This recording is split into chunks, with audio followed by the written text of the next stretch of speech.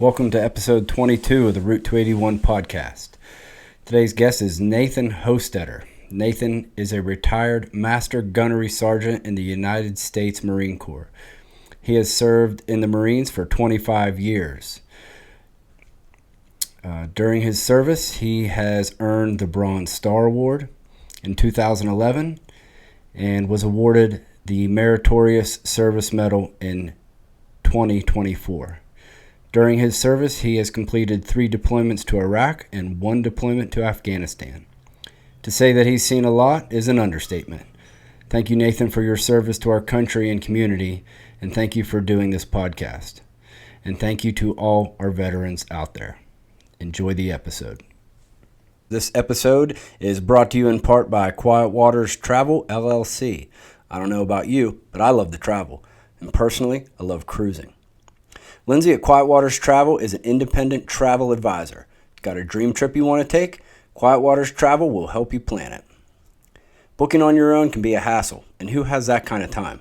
Did you know that even when you book on your own, you're still paying for an agent? Yep, so why not save yourself the headache and let Quiet Waters Travel plan it at no cost to you? Quiet Waters Travel understands that traveling is more than just visiting new places. It's about creating unforgettable memories.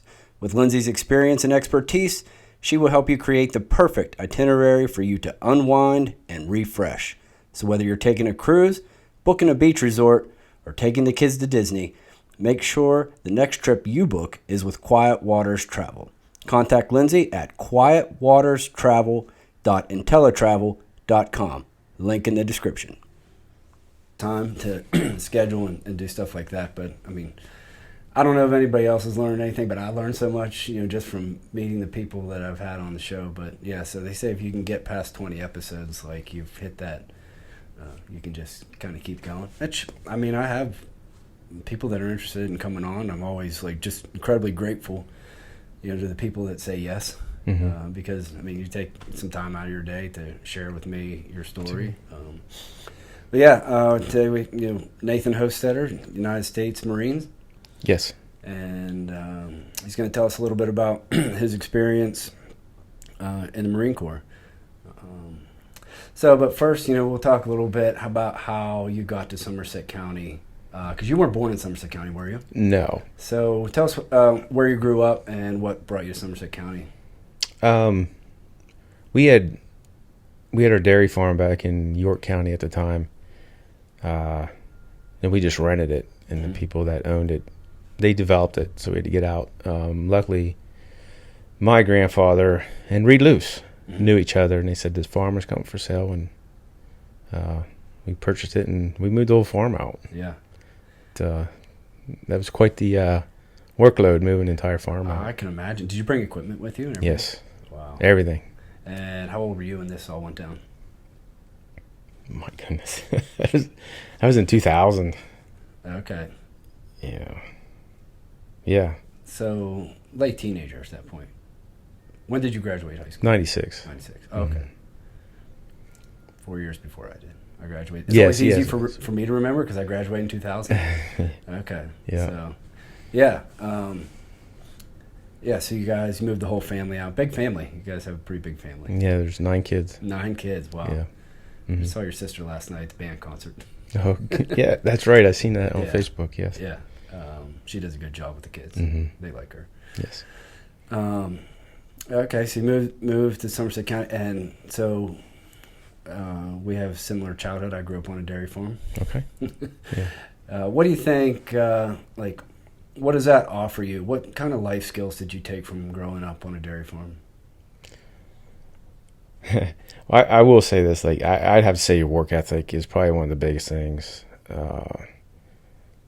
Where I work now, and I see these young kids come in to work, and they just want to sit there. We got stuff to do, Yeah. You develop skills whether you want to or need to. I think, whether it's mechanical skills, whether it's construction skills, and I think that puts you ahead of your peers a lot of times. You can do so much more when you grow up on a farm. You learn more, how to adapt and improvise. I remember just working. I could outwork so many people just because I grew up. I should say we grew up doing that. Yeah.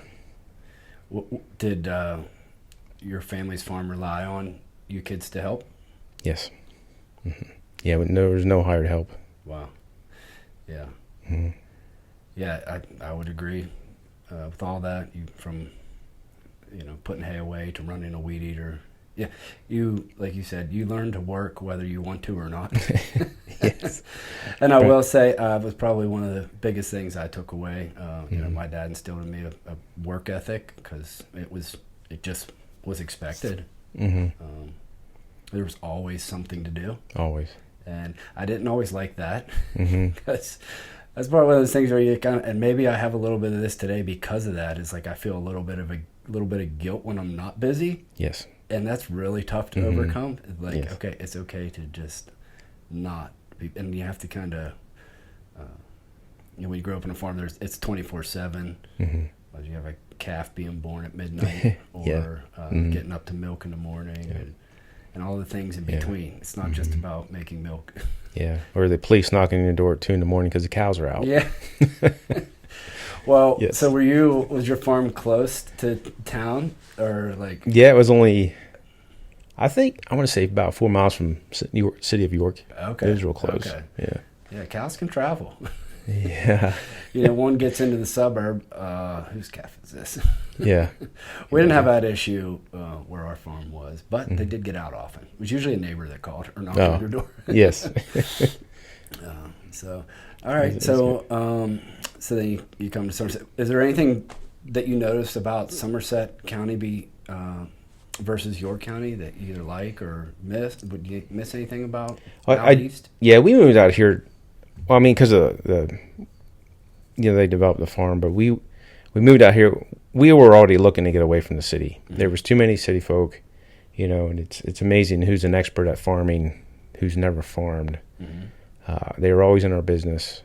And it's not like we were doing anything wrong, what I mean? It's just they got mad when we were driving the tractors up and down the road, like hauling corn silage, haylage.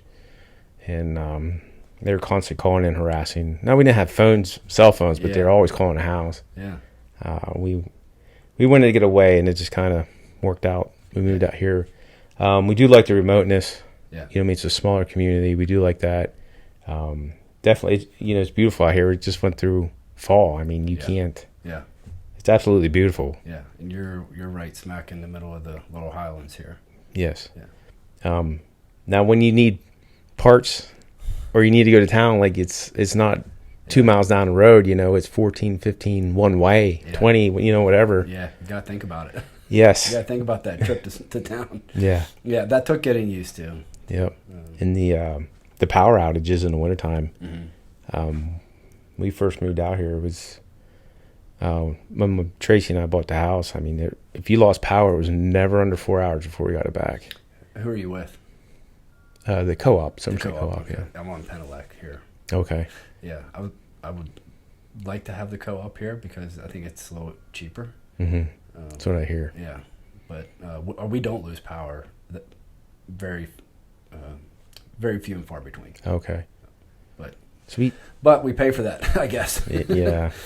And I actually like it when the power goes out. My kids will pick on me because the power goes out. I'm like, all right, let's light a candle and sit somewhere and read a book or do something, because it just forces you to shut down. Mm-hmm. And I like that. Yeah. I got a little bit of that out of COVID. I was like, oh, guess what? We can just kind of be together and turn off the world. Mm-hmm. And I always go back to like Little House on the Prairie when the power goes out. Like, yes. All right, for the next 4 hours, you're going to call me Paul. That's funny.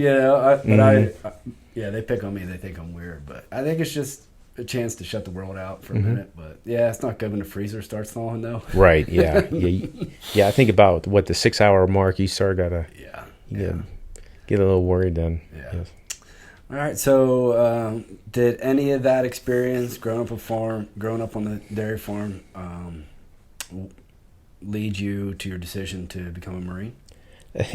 It's funny you say that. Yeah. So actually, I met the Marine recruiter at the York County Fair. Oh, nice. One night, whatever, like the shows were done, we were just walking around and they were there. I remember them sitting there and they had a Hummer.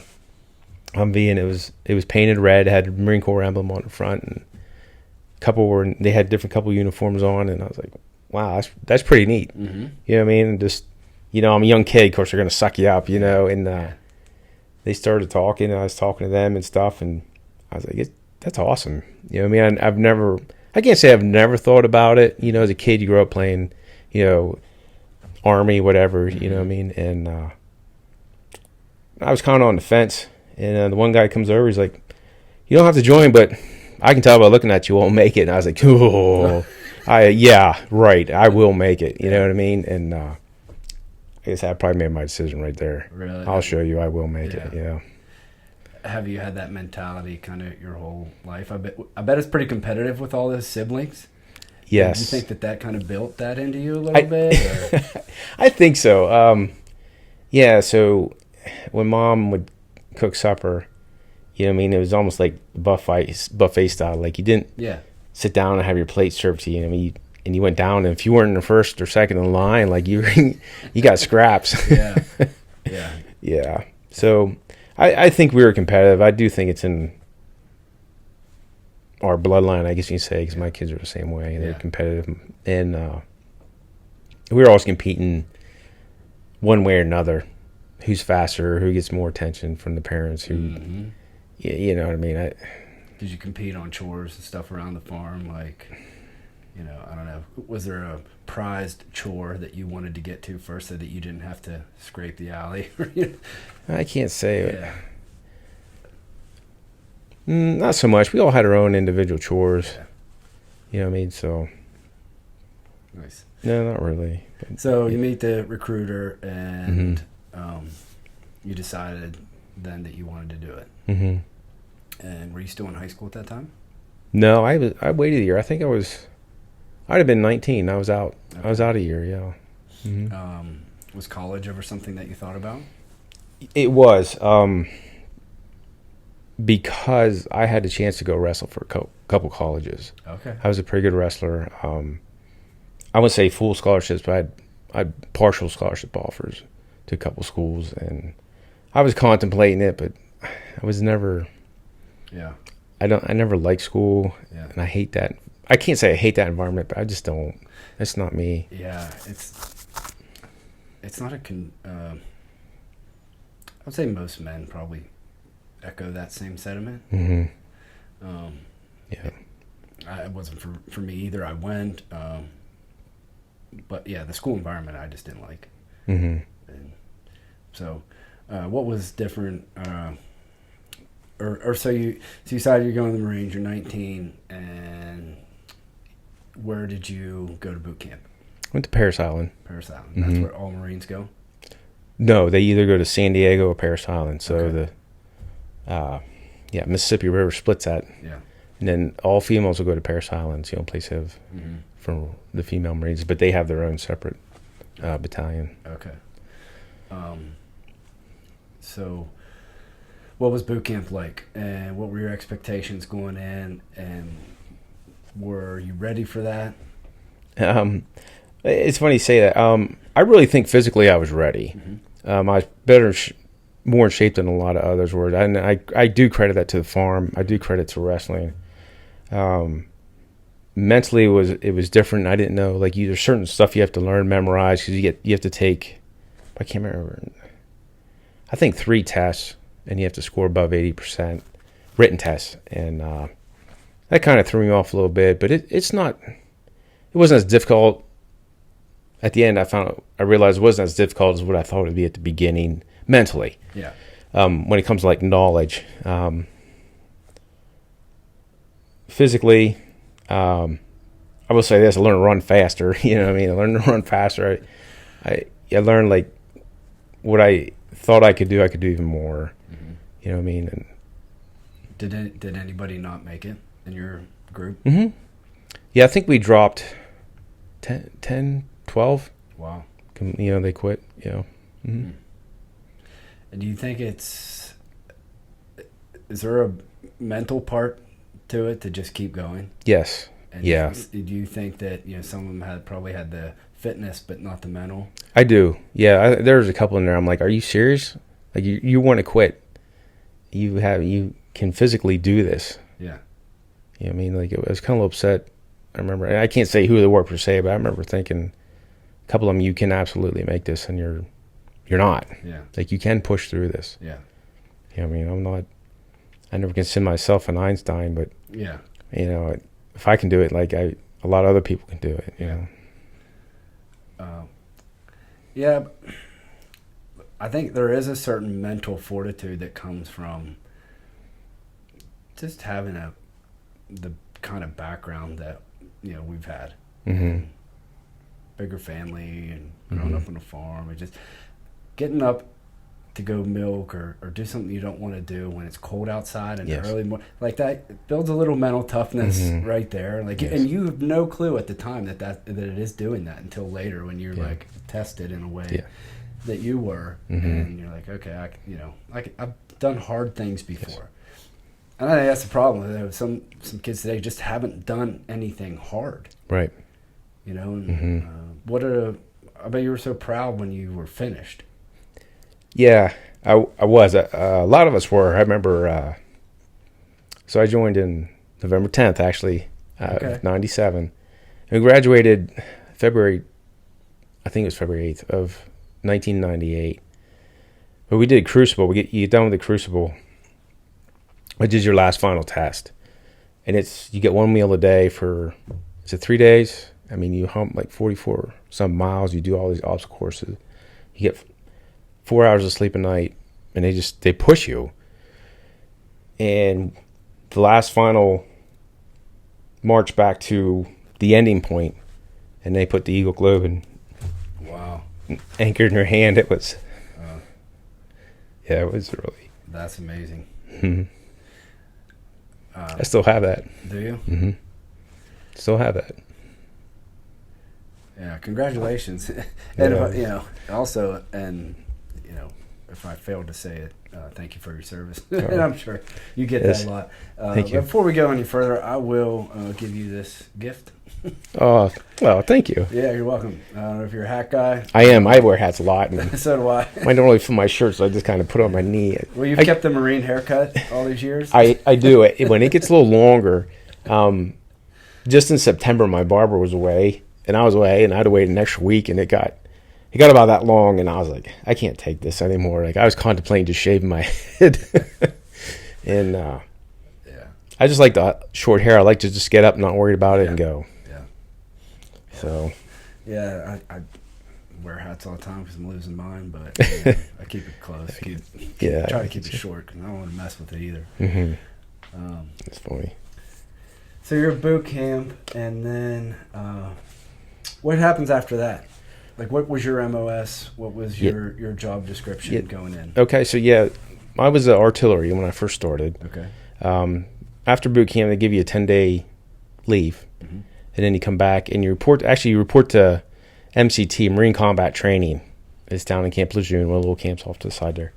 And that was, I think, when I went through, I want to say it was 17 days, and 15 days of it was you were just out in the bush, doing patrols. You learn how to build a defense and offense.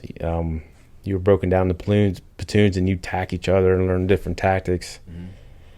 You learn, you learn all the machine guns, how to tear them apart, put them back together. You fire them. Trying to think. I think that was 15 days, and then from there you flew to wherever you were going to your school. So mine was in Fort Sill, Oklahoma, and they flew me, and I think there's 2 other guys out there. Mm-hmm. And you report in. They pick you up from the airport, and was all this kind of surreal? I mean, like, were you kind of like mind blown a little bit when you stepped into this from off the dairy farm? Yes, yeah, it was really different. Yeah. Did you enjoy it? Yeah, I mean, I can't say I enjoyed everything about it, right. But the overall that part of it overall, like, you're like, okay, I'm still into this, Oh yes, okay. Yes. So we went to Fort Sill, Oklahoma. I remember whatever day we got there, I want to think it was a weekend. There was nothing to do. I'm like, what did we do? I was might have been 20 then. Yeah, I was 20 then. Yeah. And they're like, well, it's a weekend. There's nothing to do. You do whatever. I'm like, what?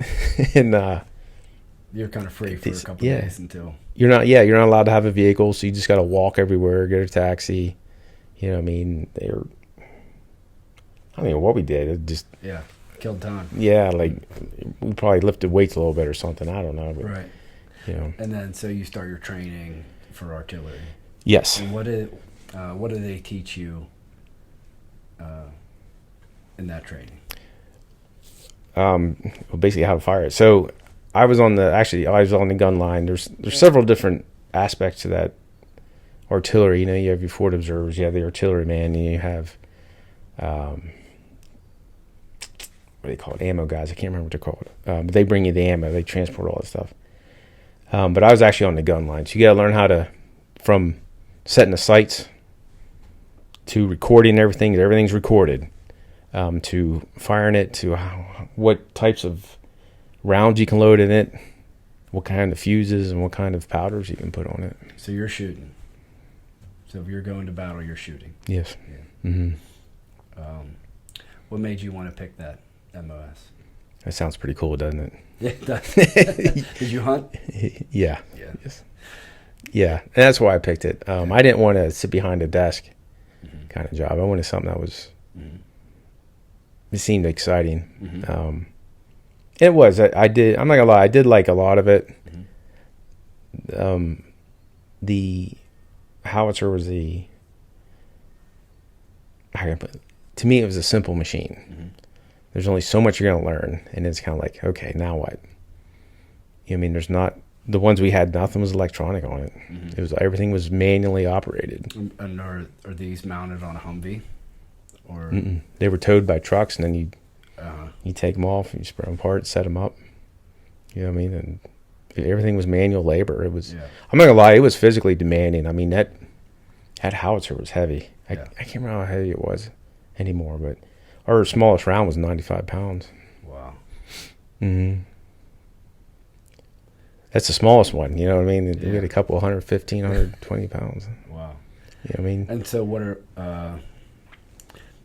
how does that?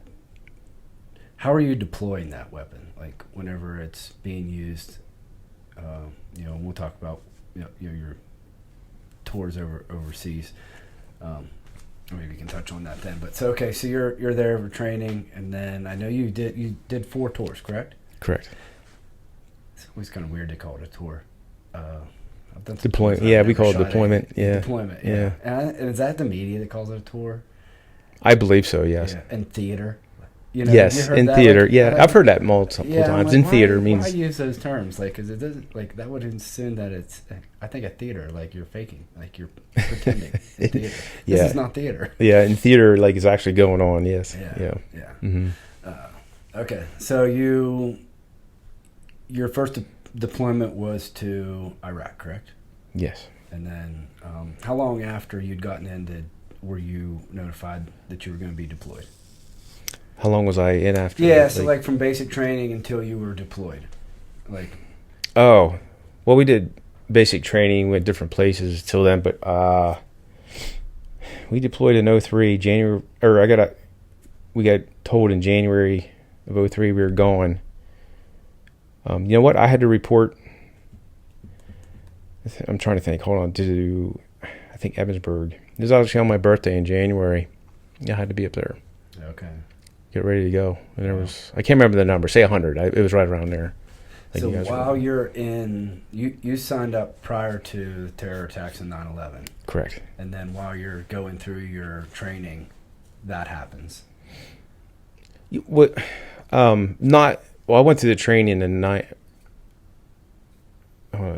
graduated in 98. So all my basic training, my MOS at schools, that was all done. So we're just doing like training with other units. You're doing, different bases. You know what I mean? Just you want to stay proficient and ready. You know what I mean? So, right. And so, the news breaks out that there's a terrorist attack in New York and Shanksville and D.C. Did you know that you guys would be going to war at that point? Yeah, so that happened in 2001. I didn't deploy to 2003 when we went into Iraq. Well, the so CIA tried to take care of it for a little while. I think so, yeah. I think we knew it was probably going to happen, and I think in December they told us. Yeah, I think it was December. And said, get everything together because in less than a month we're going. Yeah, wow. We're like, oh yeah, okay, and yeah, it actually happened. Yeah, what was there? What was going through your head when they told you you're going to be going to another country? I'm not gonna lie, like it's nerve wracking. Like that was, you know, how many people in the world experience something like that? Like you're not going for a visit. Yeah. You know what I mean? And I remember going to the pastor. I think I went to the pastor immediately, Jim Montague, Mm-hmm. and I told him. Did that help? He gave me a peace. Yeah. Yeah. Did you grow up going to church? Yes. Yeah. Mm-hmm. Did that play a part in your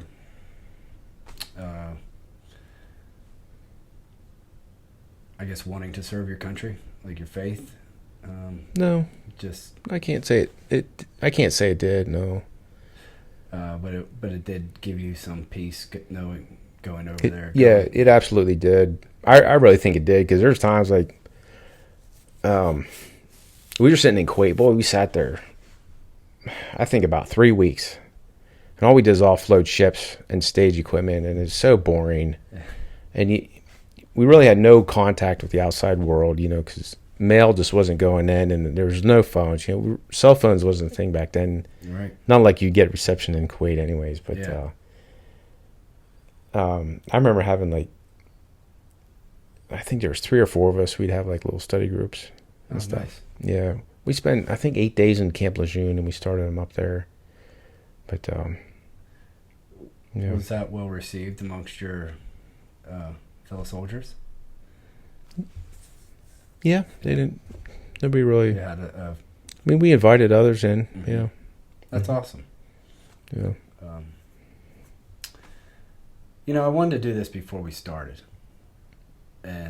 but there's no better time than now anyway. But can I open us with a prayer before we? Oh, get going? sure, of course. Yeah, I'd like to do that because, I'm just grateful you're here and you made it through. And so, Lord, I just thank you for this time with Nathan, and I'm just grateful for his service to our country and to his family and friends. And I just ask that you would just lead and guide our conversation, and just pray that others would be blessed by it.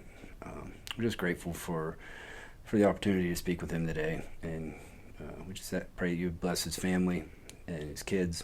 In Christ's name, amen. Amen. Yeah, no, I wanted to do that before we started talking. But, It's okay. all right, so you're over there for 3 weeks, and how long were you over there? How long was that first tour? Do you know? We came back in September. And there's only a certain amount of time that they want you there.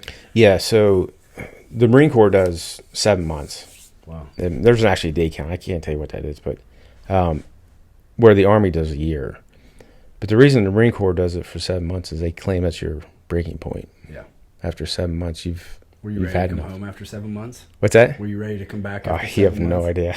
I don't think I slept the entire plane ride home. Oh, wow. Because I think it was, 14-hour flight home we flew into Cherry Point in North Carolina. Yeah. Are you coming home on a cargo plane, C-17? Or? No, they were civilian aircraft, but rented to the military. I can't think of the name right now, but yeah. That doesn't matter. Yeah, it was all Marines coming home, yeah. Okay. Mm-hmm. Wow. And then, so you come back, do you get some leave? Yeah, a couple of days. Okay. And then Yeah. what? You're back to training, you're back to base. Did you go back to base somewhere then? Yeah, well, after that, I went back down to Camp Lejeune for a couple months. I helped offload all the ships bringing the gear back. Mm-hmm. We did that for a couple months. It took a couple months. That's a lot of gear on one ship. I guarantee it. So when did you get married to Tracy? 2004. Okay, so you're March of married while you're deployed. You were married? Not the first time. Okay. Yeah, so we were going to get married, and then when that went on, she wanted to wait. She would go, I want to have a real wedding. Mm-hmm. It's okay. Yeah. I'm okay with that. And I got home in September of 03.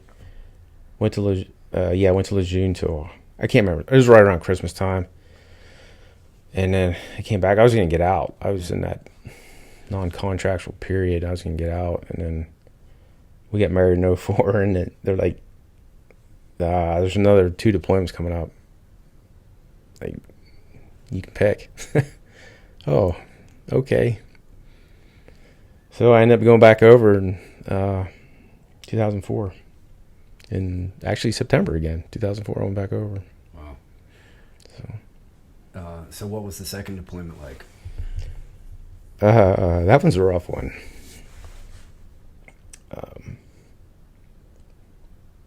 What year are we at? 2025? Yeah.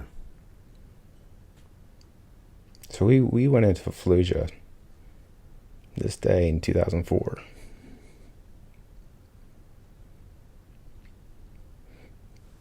That was tough. Yeah.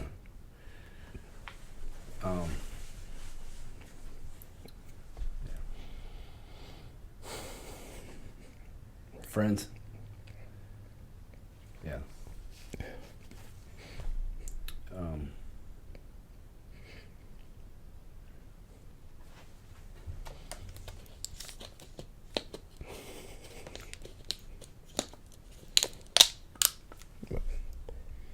All right, take your time.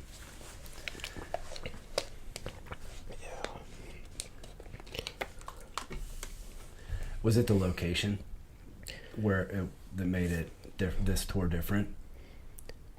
Yeah, we were in, it was the city of Fallujah. We were in there. I was with 3rd Battalion, 5th Marines. And trying to think, we were there only 6 weeks, and they said, get ready. Like, we're going into the city and we're clearing it. And we're like, right. Like, okay. Yeah. Yeah, they weren't kidding. We did. Did that, was it hard given your job? Did that make it difficult? It did. So at that time I had switched jobs. I was motor transport at the time.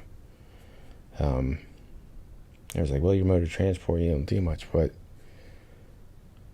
if you weren't driving a truck, you were clearing houses. If you didn't have a specific job of course, one of the big things is food and water. Mm-hmm. You were clearing houses. And that's what we did. So when you say driving a truck, were you transporting artillery? No, I had switched to motor transport then, so we were just transporting. Well, we transported grunts, infantry guys, to food and water, to ammunition, to mortar rounds was huge there and there. But if you weren't doing that, you had to get in it. We were clearing houses. Yeah. Is that difficult to talk about? Yeah, Are there details that you don't want to discuss? I'd just rather not. Yeah, that's fine. Okay. So, like, I guess what's different about the Marine Corps than any other branch? Our standards, I think, are high. They're high, and they're constantly got to be met every year. I often thought our op tempo was a lot higher than the Army. Now, I can't sit there and say for sure. You know what I mean? I've worked with the Army very little, mm-hmm. but I just remember sometimes I need like 2 hours to sleep. I'm like, no, we got to keep going. Wow. You know, there's some times I was so tired, like, and not just me, all of us. Yeah. Just so exhausted. Yeah. Well, you think lack of sleep, it doesn't do well for your mental function. No. You know, you're already at a state where and then they're asking you to do things that, you don't want to do when you're got 8 hours of sleep. Right. So, yeah, what's different about the Marines' approach to something like that versus, like, the Army approach? Is it just how they go in? Like, Army infantry versus Marine infantry? What's the big difference? Just the training. And I know we do expertise and we do more different. I think it's more difficult. Yeah. Without trying to be biased. Yeah. I don't want to take anything away from the Army because I've met a lot of good guys in the Army. Yeah. You know what I mean? And I'm still friends with a lot of them to this day.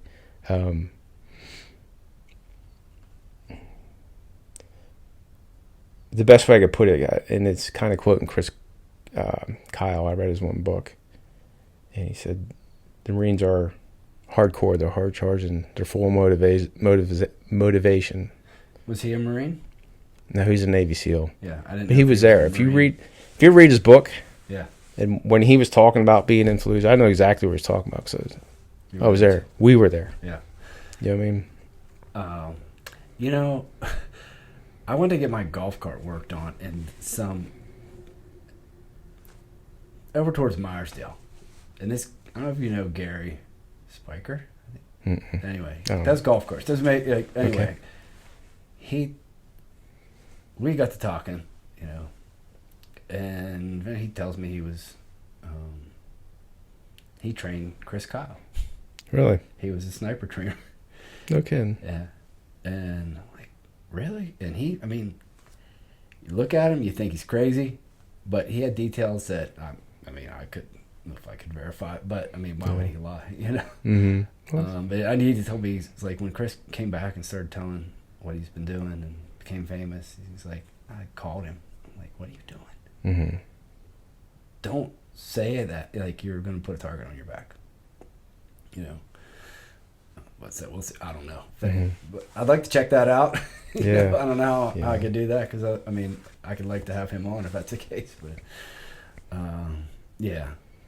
So, what's the camaraderie like? The brotherhood, because I think that's probably something that, hey, if I was 17, 18, I'm thinking about going into this. Not everybody's an extrovert. Not everybody loves to just meet new people, but they have it in their heart that this is something they want to do. They want to serve their country.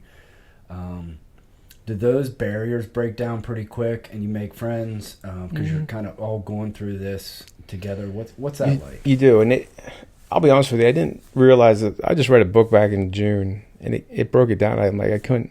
That's what it is the whole time. So while you're over there, everybody's on the same page. We're on the same mission. This is what we need to get done. We need to do this here, and everybody's there to support it in whichever way possible. And you build them friendships, you build them camaraderie, and you really don't have, like, I could say, the outside world disrupting you. Yeah. Especially back then, again, we didn't have the phones. We didn't have, mail was intermittent. So you didn't have them outside distractions, you know what I mean? Did they become family? What's that? Did they become family? Yeah. To a degree? There's quite a few I talk to yet to this day. Yeah. Yep. Which is good. And, I get everybody has their different personalities, but you'll find people that there's other guys like that in there, you know what I mean? And they'll become friends. And, there's always people with the same personalities and they get along real well. And it always seems there's one guy in the platoon that's an issue. There's always that one guy.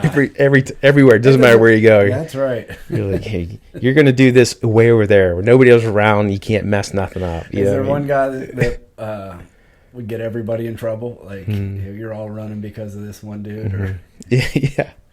Oh, yeah. That was funny. But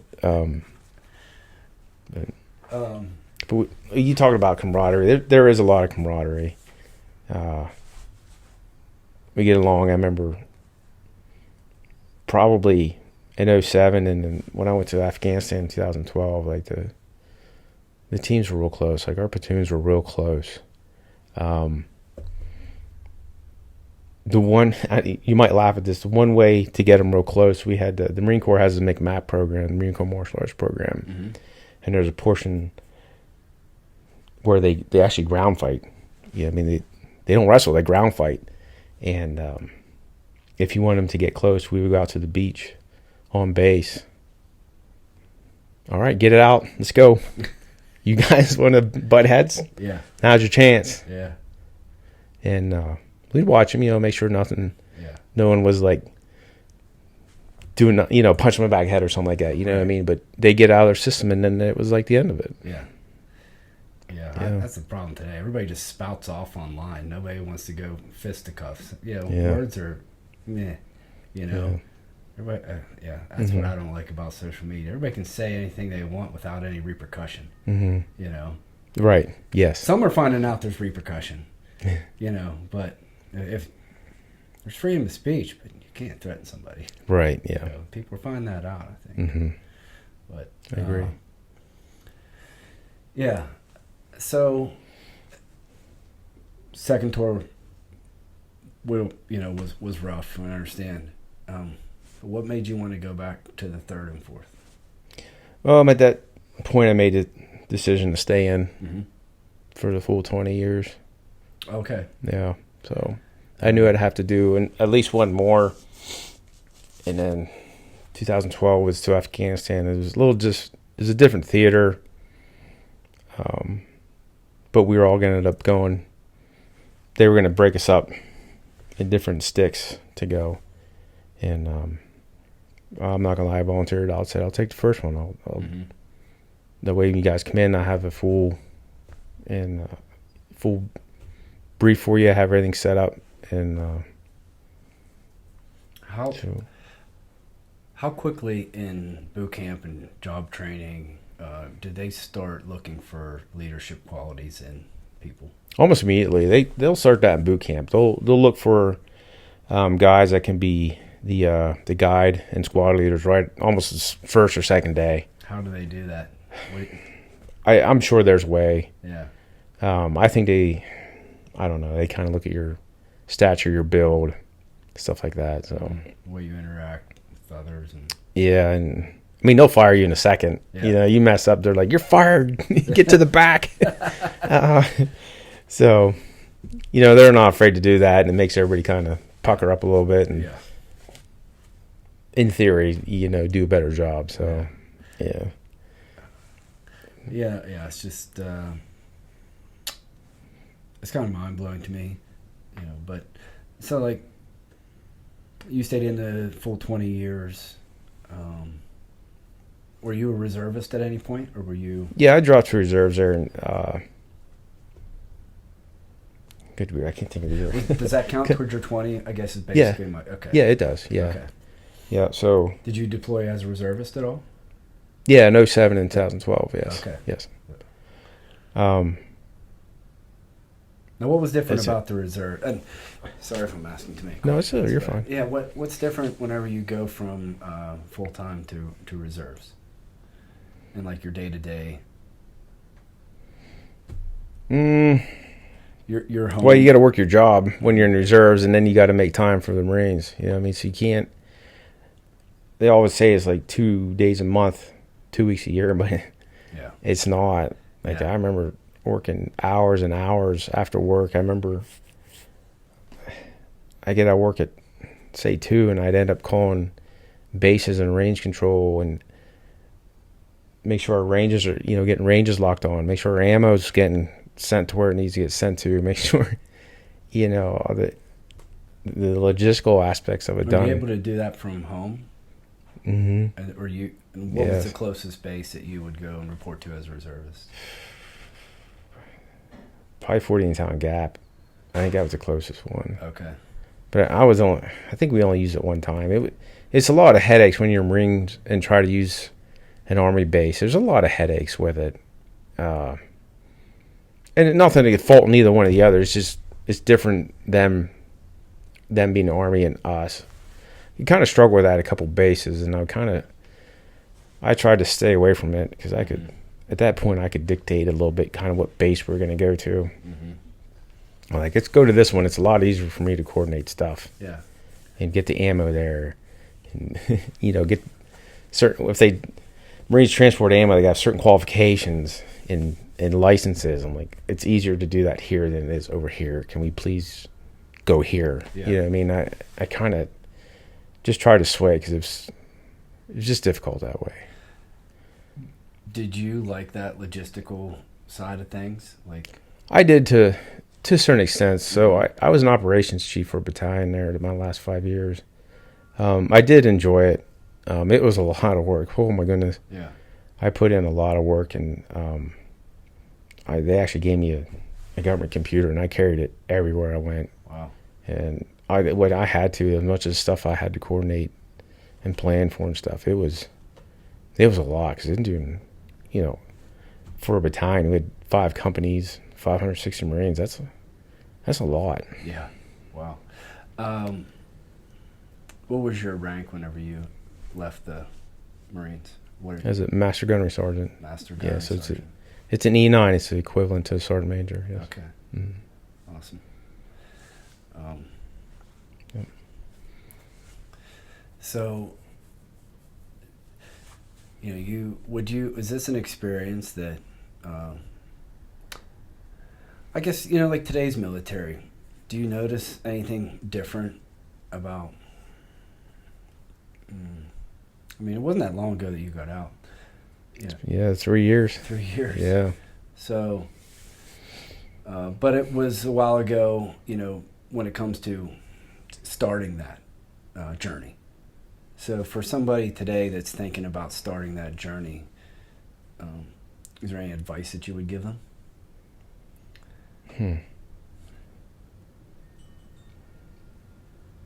Yeah, you gotta.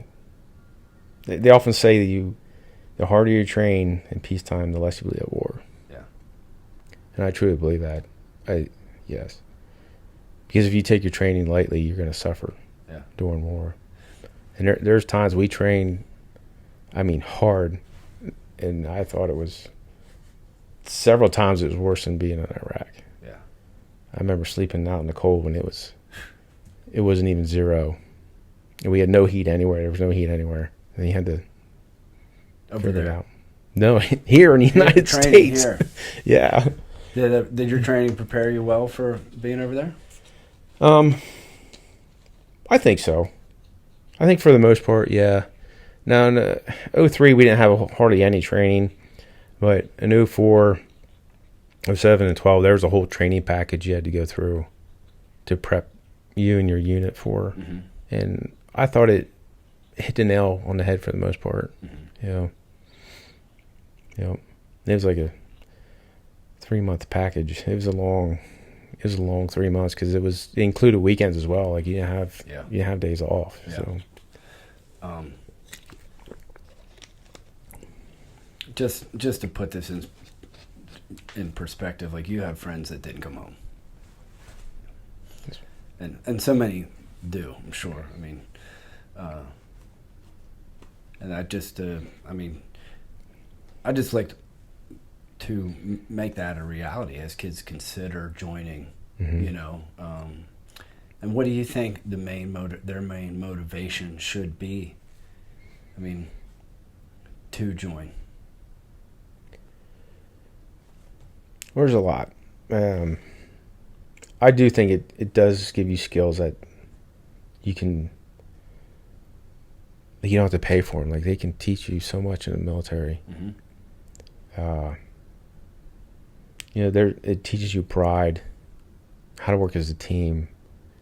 If they're not teaching that in the military, then something's wrong somewhere. Yeah. I remember a lot of support from my fellow Marines. Yeah. Like it might suck, whatever you're going through, but guess what? It sucks for all of us. Yeah. It's not just you. It ain't just him. Yeah. This sucks for all of us. Did you think it was gonna suck that bad when you went in? Like, what was one of the low points, or do you have any stories of like at low point where you're like, "Oof, this is rough"? Any specific drill or any time where you're like, "Oh man, probably the hardest." Probably one of the biggest threat or things that happened to I guess you say my pride was in boot camp. I'll never forget. I was a guide for 3-4 weeks, something like that, and they fired me. We were working you have a week. It was called Team Week, and you work basically the dining facilities on base. and we were working on one, and one of the recruits said, "Look at all that ice cream over there. I won't forget some." So they asked one of the guys that was running it, a Marine, "Can we get some ice cream?" He's like, "I don't care. You guys can help yourself." Well, the drill instructor found out, and he just up one side, down the other. And he's like, "You're fired." It's funny now looking back at it, but it really hurt my pride a lot, and it was humbling. So what could you have done differently? I mean, say don't go get the ice cream. Yeah, I guess don't go get the ice cream, like, because that was like a treat. We weren't supposed to have ice cream as recruits. Oh man, I'll never forget eating. I had a word of the cone. I can't remember what they're called, but it was really. I remember it was so good. But when we were north of Nasiriyah, we had just gone through Nasiriyah. We stopped in the north, just north, a couple clicks out. And they had to stop there, so we took fire and we surrounded them all. And anyways, that was done. But I remember it rained that night. Now everybody thinks Iraq is sand. It is not. Okay, you might have dust, a little bit of sand on the top, like an inch, but underneath it's a hard clay. I mean, a hard clay. And I remember digging fighting holes, and I would get blisters. I'm like, I never get blisters because I grew up on the farm. Right. Well, I got blisters from digging that hard clay. So when it rained, that water doesn't soak into the ground, and when it's on that hard clay, it's slippery and it just sits there. Yeah. And so we woke up in the morning. Of course, it rained overnight, and we're just wet. We're sleeping in mud, and we're just so miserable. We ended up staying there for quite a few hours, and it was so miserable. And the Marines would be, so if they were going from fighting hole to their trucks, and they would just fall, and it was so funny.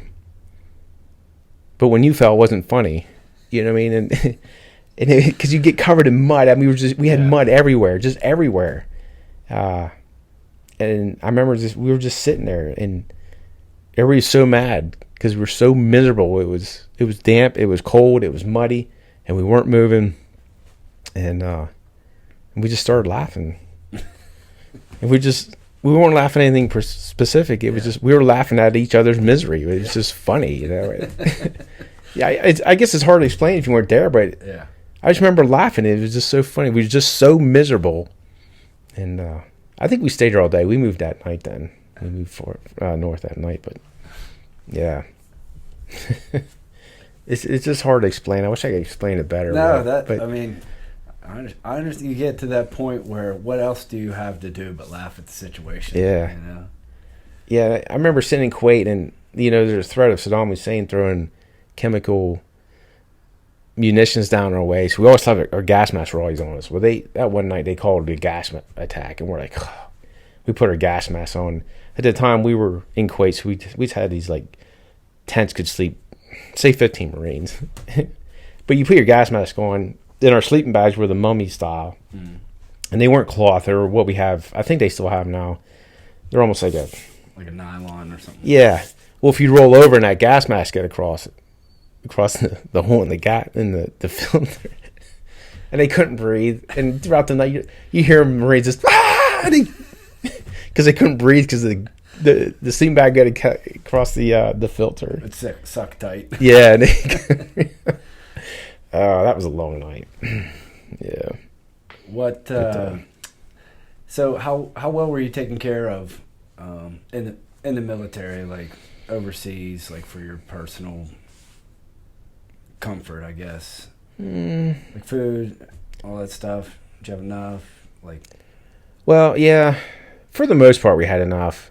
I tell you where you had a lot of food. If you're running an Air Force base, like if you went past one, or like when we flew into Kuwait, you land on an Air Force base, they had food everywhere. Oh, really? Even even the Armies had base or more food than the Marines did. But I mean, in 2003 when we went to from Kuwait to Baghdad, we outran our supply lines. I remember we went 2 days without eating. And our water was limited because we were moving so fast. We were outrunning our supply lines. Wow. Yeah, and I just remember you couldn't. Like, you're supposed to be clean shaven. They wanted you to be shaved clean so your gas mask would seal. And, like, we had to really limit our water. Like, you didn't brush your teeth twice a day. It was once a day if you were lucky. You didn't bathe. You didn't You ate your food just a little bit at a time because we didn't know when our next supply run would come up, and I knew how to not pat myself on the back, but I didn't know how to drive the trucks where I had more fuel than everybody else. I didn't know how to drive it. I wouldn't stomp on it to the floor when I had to speed up, just kind of gradually into it and stuff like that. I always had half a tank more than everybody else, and they couldn't figure it out. Like, you need to teach everybody else. I'm like, well, it's basic mechanics. Yeah. I guess not everybody has it, but right. We just had everything was sparingly. But other than that, I mean, I can't really complain about the food. Yeah. I mean, MREs are terrible. Yeah. Regardless, but they were there. Did you ever get anything shipped over? Yeah. People saying stuff? Yeah. The church, I remember. Yes. So the church shipped over a box one time, right? Kingwood did. And it was a big box. I mean, there was a lot of stuff in there.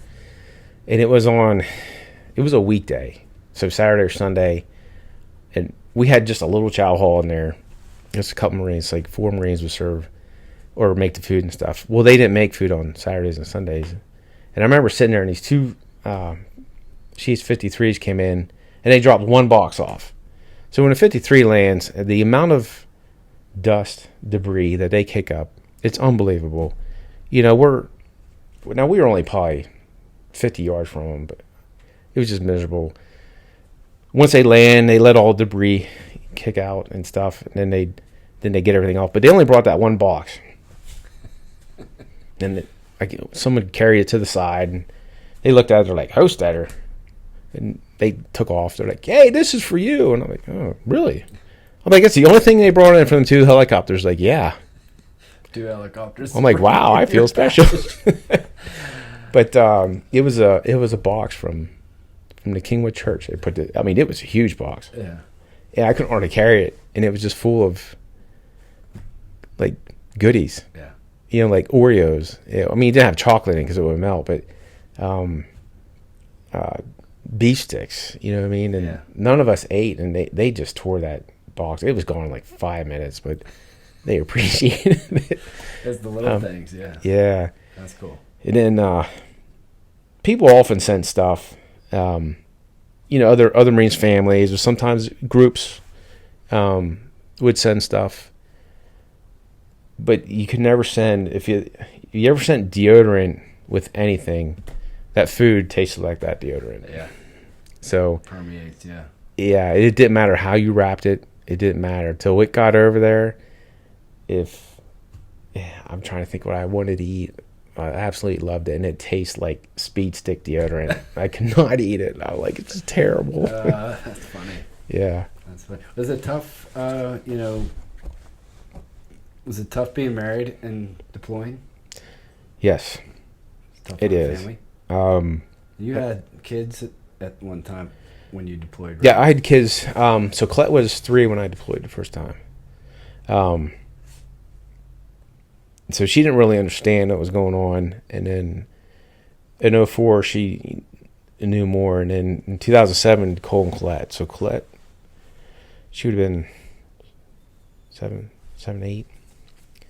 And Cole was only 1 year and 3 months when I left. Or 1 year and 5 months when I left. So he didn't, obviously he don't understand anything, you know what I mean? It was tough when I came home. I remember coming home and wanting to hold him, and he wouldn't, absolutely nothing to do with me. Yeah. That was tough. I bet. You know what I mean? And then when I went to Afghanistan, he would have been, so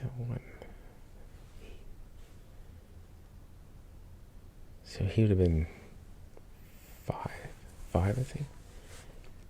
So he understand, like, I wasn't there, but he didn't understand, like, the time, like, he can grasp that. But yeah, over there, I could get on, is it Skype? I think there was a Skype at one point, but I couldn't do the video. Our internet wasn't good enough to do the internet, but I could at least talk to them and stuff, and I would call them, and that's hard.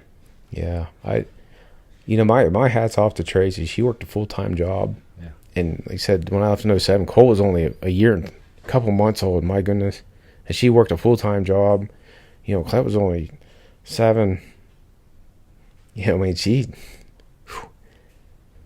a lot. You know what I mean? I'd never take credit from her. She did amazing. Yeah, that's awesome. Yeah, you got to have a good partner on the other side that supports you wholeheartedly. Yeah. You know, because it's too tough to do, anything my wife and I do, we're on board together. Yeah. You know? You got to, that's nice that you had that. Because I'm sure there's some that it doesn't always work out that way, you know. It doesn't. You hear the horror stories. I'm probably sure you've heard a couple, and Tracy's not like that. And, I mean, she's a big part of a lot of what I accomplished. Like, she's part of that. Yeah, absolutely. She absolutely is. You get married, you two become one, and she's in it with you. And hats off to the wives that are at home while their husband's away serving their country. I mean, they're part of it too. They deserve a thank you, as well. Yeah, the one time I was gone, our well collapsed. The one time, and another time it went out, the pump went bad, and so you got to call and get somebody out. Yeah, they had to come out and re-drill a whole new well. Yeah. So your daughter is married to an Air Force pilot. Correct. Which is cool. Yeah, we had his dad on the show. What's that? Mark was on the show. Oh, okay. Yes. And Mark was telling me about this and being in Japan, and so are they liking that? I mean, she loves it over there. She loves the ocean. Yeah. Snorkeling. She's doing I think she's trying her scuba certificate to the next level. Yeah, she loves it. Okay. Over there. So do you think you being in the military inspired her to marry a guy in the military, or anything to do with that? I mean, how hard was that watching your daughter get married? Because I got 3 daughters, man. So that was probably one of the saddest days of my life. I mean, you walk down the aisle, you walk her down the aisle, like it's like you're proud, but like it was tough watching her get married, like, because she's always been a daddy's girl, you know what I mean? And it's like, I don't want her to go, you know what I mean? So I do not look forward to that. But, as much as I say I don't look forward to that, I look forward to them finding somebody that makes their life better. Yes. And the selfish part of me is like, no, I don't want to let go, Right. But I know that day's going to come. So when that day does come, I want them to find that person that completes them. And in this world that we live in now, I look around and I'm like, where are they? Right. Do you ever feel like that? Yes. There's a couple guys I told, you better get the hell out of my house. Yeah. And she brought home, and I remember her asking me, or saying, like, Dad, why? He's a nice guy. I'm like, let me tell you something about nice guys. And what was different about her husband? I mean, they kind of had it's like I remember in high school they had a crush on each other for like a few years. You know what I mean? Yeah, I'm just getting parenting advice now, but yeah, you didn't know you were going to give me parenting advice. I remember when he came into the house and asked if he could marry her. I kind of had a feeling. Yeah. He's from what I know, a very respectable young man at this point, and I'm sure you're proud of him. Yes. Yeah. Yeah, that's cool. And his brother's also an Air Force pilot, right? No, he is a Marine pilot. Oh, he's a Marine pilot. Yes. Okay, that's cool. Yeah. Yeah, they all have their own pilots. Except Army flies helicopters, right? Yes. I honestly couldn't answer if they fly like the Marine Corps has F-35s. You know what I mean? Yeah. I don't know if the Army has something similar to that or not. Yeah. I also don't know. Well, the only reason I know is because Dr. Michael Knapp, who's a lieutenant colonel, Army, he flew helicopters, and he was on and talked about his time flying. He actually went into Army's NASA program, which I had no idea. Okay. The Army had a NASA program. Yeah, I couldn't have told you that. So he's essentially an astronaut also. Mm-hmm. But he flew. He was telling me about. I mean, he flew the Russian helicopters. I mean, he was over there because they have the space program over there, and they work together. Our astronauts and theirs, and he basically flew them around. Okay. From place to place. Wow. Under bridges. He was telling me about this. So Yeah. that's cool. Yeah. But so I'm hoping that Tanner, if you're listening, you'll come on the show and tell us about your time as a Marine pilot. So Yeah. it's Tanner, right? It is, yeah. Okay. So Tanner went through the Naval Academy, and then he went to the Marine side. Yeah. Yeah. Mm-hmm. Yeah. I almost, it's one of those things where I don't worry about it. My wife and I were meant to be, I believe that for my kids too, that they're going to find, the right person. If you follow God's plan, that's what I would encourage y'all to do. Like, I used to teach Sunday school, and I'd tell the kids, like, listen, at this point in your life, get on God's plan now. Mm-hmm. It will make the rest much easier. Mm-hmm. If you can do what he's asking you to do now, which is read his word, get to know him, he'll help you with that plan and that path. Yeah. Because otherwise, it's like trying to navigate in the dark. Yeah. And I would not want to do that. Mm-hmm. If these kids could understand that there is a plan for your life, and you can actually get on that path. And it makes the decisions coming forward easier. Mm-hmm. So. Yes. Yeah. Well, anything else any other stories you want to tell? I just appreciate you, being vulnerable and telling us a little bit about it, because it is very real. There's obviously heavy moments, and those are things to consider. And I don't know if anybody talked to you like that before you went in. No. But this information is out there for young people to make an educated decision on whether this is something that they want to do. And one thing I think I wanted to ask you, were there any specific war movies that you watched as a kid that you were like, that looks cool, or I want to do that? Do you remember that old show, Tour of Duty? I watched that as a kid. If you told me who was in it, I might know. Oh, I couldn't even tell you. Tour of Duty, okay. It was a show, not a movie? Yeah, it was. It came on like weekly. Okay. I don't Tour of Duty. Yeah. I used to watch that when I was younger, and I thought this is pretty cool. Yeah. That was about Vietnam, like special forces in Vietnam. Yeah. Like whatever. I couldn't even tell you what unit it is anymore, but. I guess one thing I wanted to ask is how do you feel like veterans and overall is another story, but here in our community are supported? Do you have community support of any type? I'll be honest with you, I don't really reach out a whole lot, but this area does appreciate the military. Yeah. You know what I mean? And that, even just a little thank you for your service. I mean, it's not much. Yeah. I don't need much, you know what I mean? And right. That little thing sometimes like make it worthwhile. Yeah. You know what I mean? It's, you're not giving money, you're not giving time. Just a little thank you. Like it does say a lot. Yeah. It really does. So. That's awesome. Well, on that note, Nathan Hostetter, thank you for your service. Thank you for coming on the show and sharing with us. I learned a lot. Yeah. And I just enjoy. I enjoy talking to veterans, guys in the military, law enforcement. I miss my calling. I don't know, but at least I can live vicariously a little bit through you and others. But I enjoyed it, and I hope everybody else does too. But very, very grateful. Yes, thank you. Well, thanks for having me. Yeah, I enjoyed it. Yeah. Yes, thank you. Yeah, that's not so bad, huh? No. All right, Nathan. Thank you. Yes.